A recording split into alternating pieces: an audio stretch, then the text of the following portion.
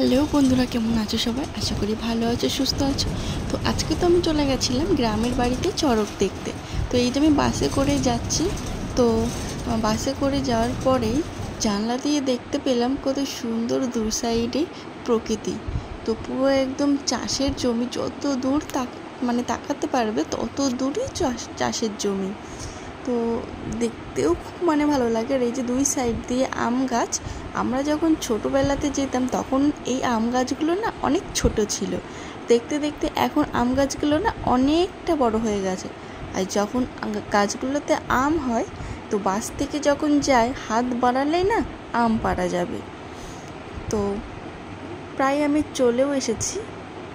আম গাছগুলো দেখতেও কত ভালো লাগছে।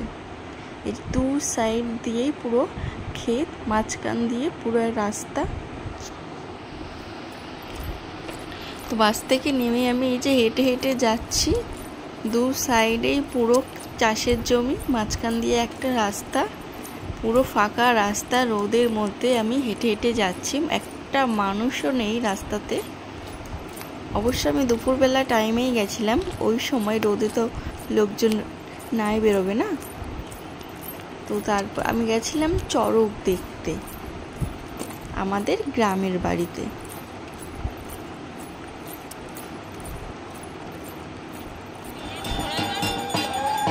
এই যে রাত্রিবেলা আমি আমার দাদা বৌদির সাথে চলে গেছিলাম চড়ক দেখতে। এখানে পুজো শুরু হয়ে গেছে, আর ওখানে সন্ন্যাসীরা ওখানে দণ্ডি খাচ্ছিল ফুল পরানোর জন্য।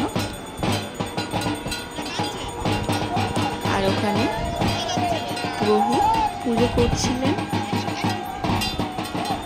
অনেকদিন পরেই গেছিলাম, বহু বছর হয়ে গেছে, গ্রামের বাড়িতে আর কখনো যাওয়া হয়নি।